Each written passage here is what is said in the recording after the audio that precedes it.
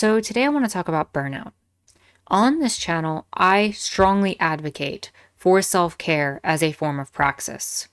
When we care for ourselves, we are defining our humanity and our boundaries and removing ourselves from the position of being commodities under capitalism, or at least purely as commodities under capitalism.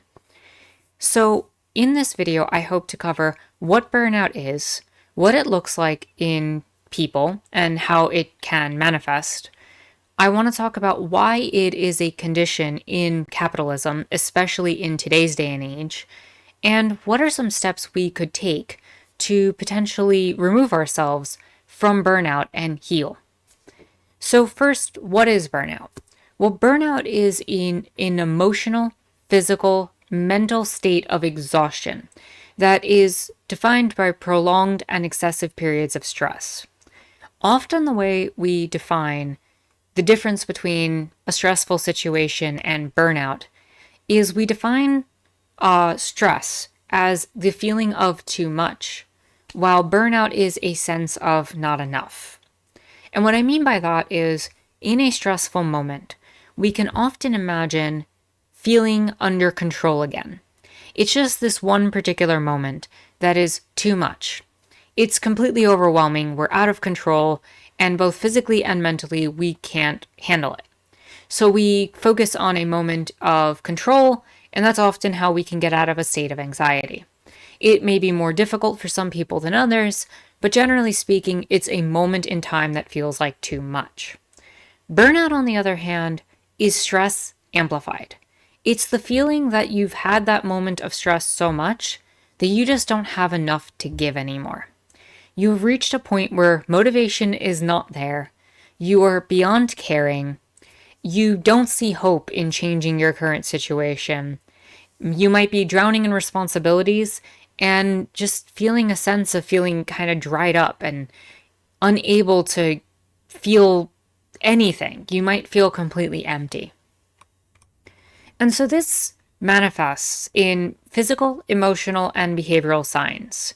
And I just want to go over that briefly, what some of those might look like. Physical signs might include things like changing appetite or sleep habits, lowered immunity, so getting sick a little bit more, feeling tired and drained more of the time, and ailments like headaches and muscle pain and tension. Feeling that strong clenching feeling in the body where you just want to tense up all the time. Emotional signs can be things like lack of motivation, like I said before, a decreased sense of satisfaction when one accomplishes something. Often one might see someone accomplish a task and feel like they need to rush off to the next task without taking any moment to celebrate what's been done. An increasingly negative look, cynicism on life, feeling helpless and trapped, and feeling alone in the world.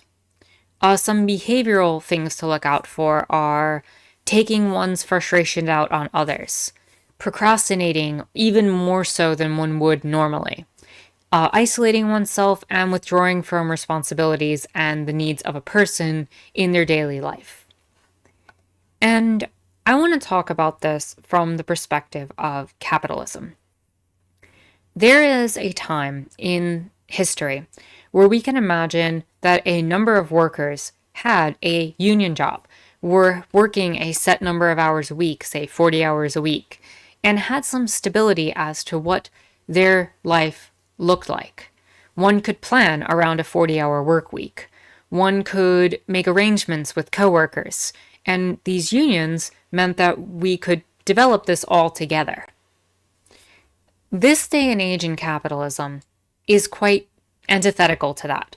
And while there's always been a sense of burnout, especially in certain forms of labor that have been, well, quite frankly, not cared about in the history of the United States, that have been pushed to the side and have always been exploited, certain people were able to maintain jobs and status that allowed them to avoid burnout, even though it has been part of our society since capitalism's inception.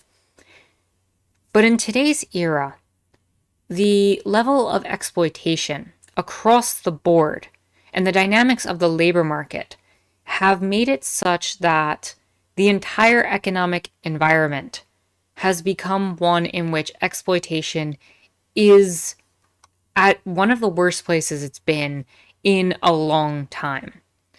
When we talk about labor in this country right now, the amount of competition that goes on between workers, the lack of organizing and the general isolation of people from each other, mixed with the debt problem and the lack of economic security, makes it so that workers are very easily exploited. There's just a complete divergence between how productive we need to be and how much we are compensated. First of all, it used to be a situation in certain jobs, like I said, union jobs, where one could separate work from home. And nowadays, it's not really possible. If one has a schedule, they are adhered to that schedule. And often people don't get the schedule that they're supposed to work until a day before the week that they're supposed to be working. In many situations, people are put in a place where if they don't work much, much harder than what is expected, they could just be easily replaced, thrown out like that, and their job is considered completely replaceable. Education hasn't become a factor in any of this, because the more educated you are, the actually more likely maybe you'll get a low-end starting position, as opposed to being able to get a job in one's field.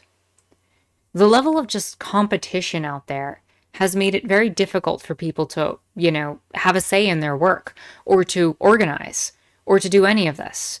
And the debt problem that has been caused by people going to school for such prolonged periods of time and accumulating such a large amount of debt has made it such that people are feeling pressured into working as hard as possible for any job they can get their hands on to pay off that debt. And because of this situation, people aren't able to get enough money to secure housing, to secure food, to secure anything that would make their life, decent. So there's a constant drive to push people harder and harder and harder, while they're being compensated less and less and less for that labor. And the minimum wage is still $7.25 an hour. It hasn't gone up federally. Maybe some cities and states have raised their minimum wage, but federally speaking, it's still $7.25 an hour. And when adjusted for inflation, that's nowhere near where it should be. So in terms of dealing with this burnout and this really large-scale capitalist problem, one of the things that needs to happen is people need to start practicing self-compassion. To find a purpose and sense of life direction outside of the workplace and that sense of loss of control. To attempt to achieve one's own personal satisfaction with oneself. When you fail or you don't accomplish what you need to, remind yourself that it's okay and grant yourself love and support.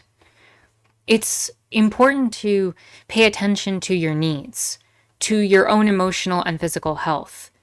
The ability to say something like no, or to make sure you have enough alone time. Make sure you get sleep. Eat a nutritious meal. Stay hydrated. Take some time to perform the things that make you happy. And for whatever you do, don't mix work and pleasure in that regard. Don't make it so that your job is to go on to the places that you, and the parts of the internet that you find joy in. Separate work from life as much as possible. Try to take back control. Prioritize the things that you need done. Delegate certain tasks in your life to other people that you trust, that are able to take on some of those responsibilities in moments when you're not able to. And band together with other human beings, other people in your life, whether it be your coworkers or your loved ones, to try to find a sense of balance and purpose within your life outside of these working conditions. If you're in a place where you can afford healthcare, definitely try to find and seek out a therapist and have somebody help assist you in establishing these goals for yourself. These are important parts of praxis that are often overlooked in terms of healing from this systemic problem that is burnout. We are not machines made to constantly work harder and harder and harder for less and less pay. We need to heal. And if we're being real, in the general grand scheme of things, this isn't good for us, and it isn't even good for the capitalist system. How many workers can you just keep exploiting and burning out before you run out? I feel like that's the game that a lot of companies are playing right now. And that's, you have all these internships and all these other things that happen. And I just want to end on 2 examples that I've heard from friends before I wrap this up. There was actually one case that I had a friend who was called to an interview. And this particular person was waiting for the interview to happen and never received the phone call that they were told they were going to get. Half hour goes by and that person checks their email to just check their own personal email and receives an email saying they failed the test because they didn't properly respond to an email that was sent instead of a phone call. So this minor transgression ends up being used against this person for a position because the employer wants to essentially control and know that they have the ability to control this person's email account and phone and access to their time. This is not uncommon. Another case that happened, another person was seeking potential employment, and the boss ended up saying, I'm going to contact you over this particular time period. And the potential employee said, okay, well, I'm not free on this particular day during these hours. So the boss called on that day during that span of time. And because that person was called during that span of time and didn't pick up their phone, they were denied the position. There is an expectation that we're going to be available all the time, and we can't be. We can't give that much of ourselves, no matter what it is. With that said, try in your best way to create those boundaries. Don't let those examples and don't let those type of employers, if you can avoid it, if you're in the situation where you can change that, do not let those type of employers be the people who dictate your life and allow you to burn yourself out. Because there's only one you.